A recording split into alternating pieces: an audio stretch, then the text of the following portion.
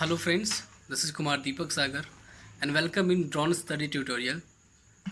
Let's know about agriculture. तो इसके लिए एक स्टूडेंट से मिलते हैं और वो आपको बताएंगे जो इम्पोर्टेंट क्वेश्चन है उसके answer. So let's enjoy the interview session. Hello everyone, myself Harshit Raj from Balumat and I am the student of drone study and I am here to present a great opportunity from Deepak sir. And Deepak sir asked me some question and I... Yeah, now let's start. The first question will, what is agriculture? Harshit, say, what is agriculture? Agriculture means to grow the crops to fulfill all needs to the human beings that we provide and get nutrients. It's known as the agriculture. Good. तो खेती किसे कहते हैं?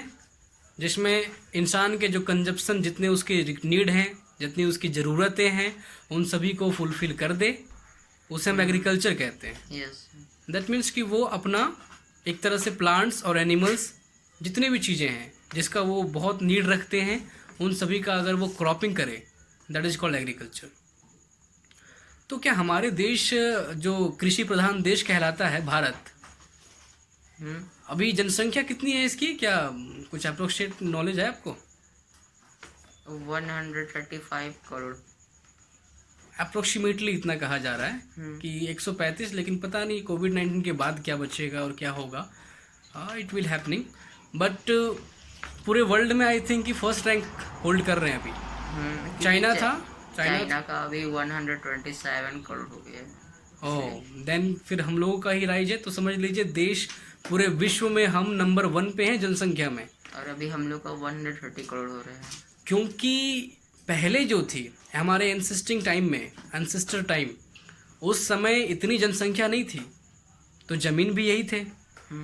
अभी जनसंख्या बढ़ गई तो ज़मीन भी बढ़ गए होंगे. नहीं वही है. ज़मीन नहीं बढ़ा. ज़मीन घट रहा है. अच्छा, घट रहा है. क्यों? क्योंकि जितना पॉपुलेशन बढ़ते जा रहा है उसके हिसाब से सबको अपना रहने के लिए शेल्टर चाहिए. उन लोग को अपना वर्क के लिए वर्क स्टेशन चाहिए. तो उसके कारण वो लोग उस जगह को फैक्ट्री बना रहे हैं, अपना बिजनेस प्लेस बना रहे हैं, होम बना रहे हैं. तो उस तरह से लैंड और शॉर्ट हो रहा है. यस. तो एग्रीकल्चर के लिए लैंड जो है वो बहुत कम पड़ जा रहे हैं. इसका मतलब कि जमीन और घट रहा है लेकिन पॉपुलेशन और बढ़ रही है. ये दोनों जो है वो अल्टरनेट हो रहे हैं ना, इनडायरेक्टली चल रहा है. तो इसका मतलब कि वो जो ह्यूमन के नीड्स हैं वो तो बढ़ गए होंगे. आखिर वो खाएंगे क्या? तो वो राइस जो भी वो फूड के रूप में लेते हैं उसका तो कंजप्शन बहुत कम हो गया, प्रोडक्शन बहुत कम हो गया. कंजप्शन बढ़ गया लेकिन प्रोडक्शन बहुत कम हो गया.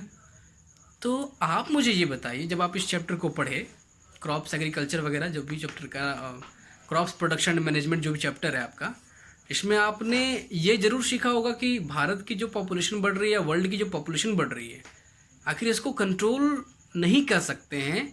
लोग तो कोशिश कर रहे हैं कंट्रोल करने का लेकिन नहीं कर पा रहे हैं. जो भी है बढ़ ही रहा है.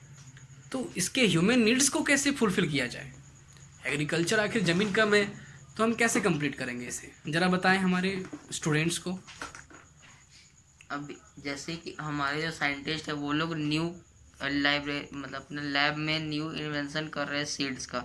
जो सीड्स हम लोग को बहुत कम टाइम में ज़्यादा क्रॉप्स देगा. जैसे कि एक होता है हम लोग के पास नेचुरल सीड, वो हम लोग को टाइम टू टाइम वो 3 महीना में ग्रो होकर पूरा कंप्लीट होता है. जो लैब में बन रहा है वो अराउंड 25 से 30 डेज में पूरा कंप्लीट हो जा रहा है. इसके कारण हम लोग वापस उसको हार्वेस्ट करके वापस उसको लगा देंगे तो वो हम लोग के लिए अच्छा रहेगा, क्योंकि हम लोग उसको सारा ह्यूमन का फुलफिल कर सकते हैं उसके नीड्स.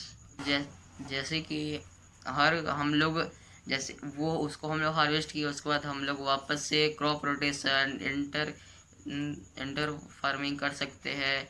और वो जो लैब में बन रहा है वो ब्रीडिंग के कारण बन रहा है ताकि वो फास्ट ग्रो हो सके. इसलिए अभी जो हम सीड लैब से यूज़ करेंगे वो फास्टली ग्रो होगा. HYV ना, HYV हाइब्रिड सीड यूज करेंगे. यस.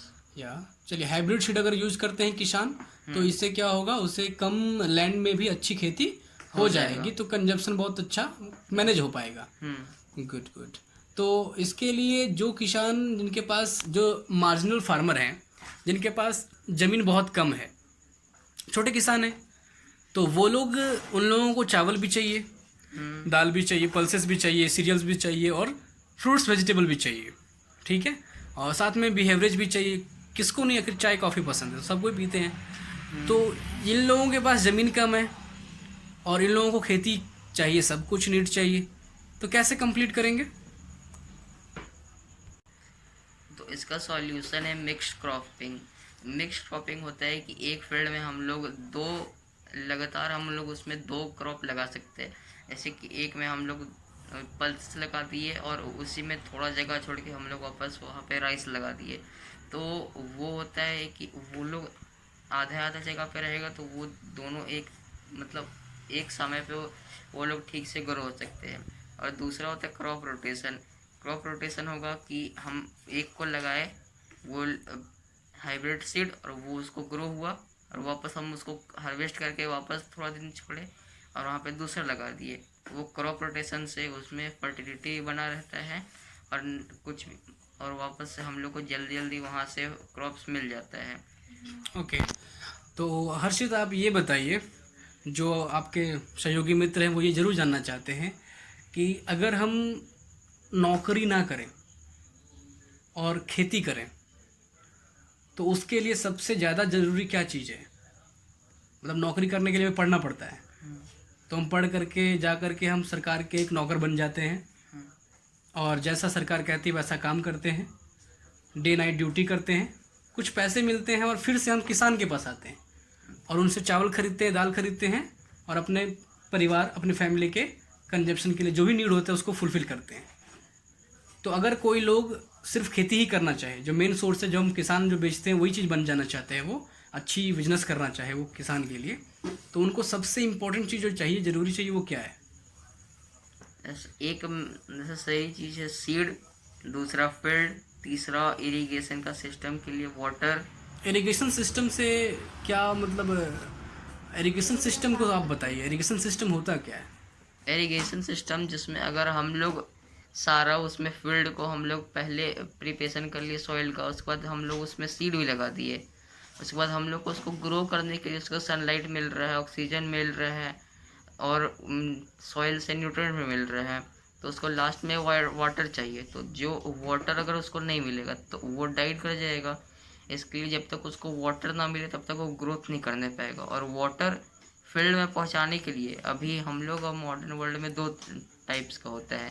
पहला स्प्रिंकलर सिस्टम और दूसरा ड्रॉप सिस्टम।